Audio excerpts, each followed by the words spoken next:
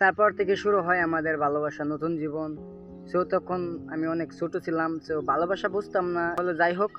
So তারপরে গরমের মধ্যে চলে আসলো স্কুল, সো গরমের মধ্য দিয়ে দিল। সো আর মেয়েটার সাথে আর দেখা হয়নি আমার। পরে আমি মাদ্রাসাতে পড়তাম, সকাল সকাল মাদ্রাসায় যাইতাম। সো মাদ্রাসায় যাই, সাথে আবারই দেখা হলো।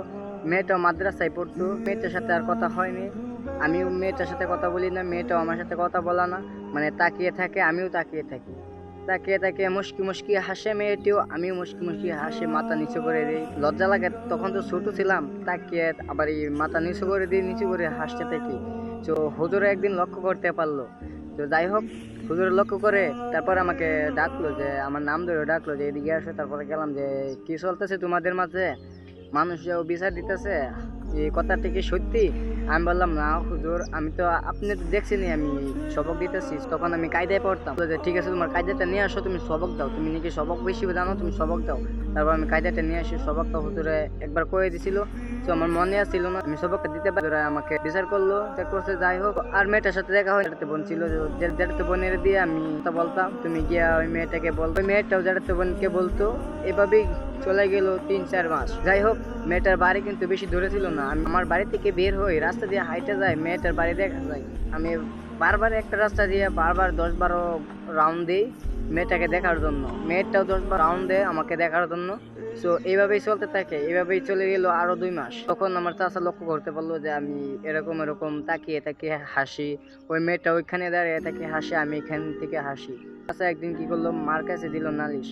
তো বললো যে আপনার ছেলে এরম এরম করতেছে, আপনি কি জানেন? তারপরে মা বললো, না তো, আমি খবরটা তো জানি না। মা একদিন আমাকে জিজ্ঞালো যে বাবা, তুমি সত্যি এইগুলা কাজ করতেছো?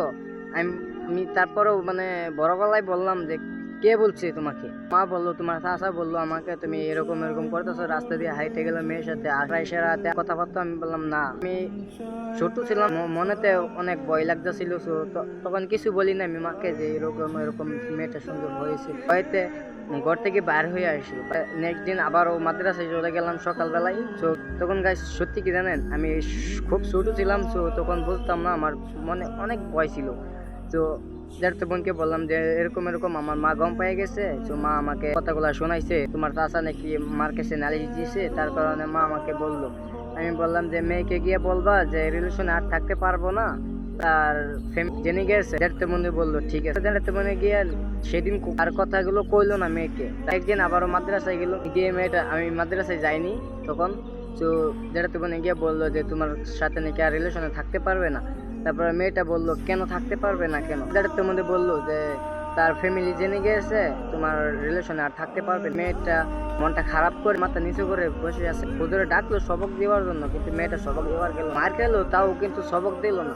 ছুটি নিয়ে কিন্তু ঘরে চলে আসে মেয়েটা। তারপরে থেকে আর আমাদের দেখা হয়। যাই হোক, দেখতে দেখতে চলে গেল, বছরটাই চলে গেল। ক্লাস তৈরি, সেখানে কিন্তু মেয়েটার সঙ্গে কিছুই দেখে না। মেয়েটা আমার সঙ্গে সঙ্গে পড়তো, তারপর মেয়েটার সঙ্গে কোনো হয়নি। মেয়েটা তাকিয়েও না, আমি তাকাই না।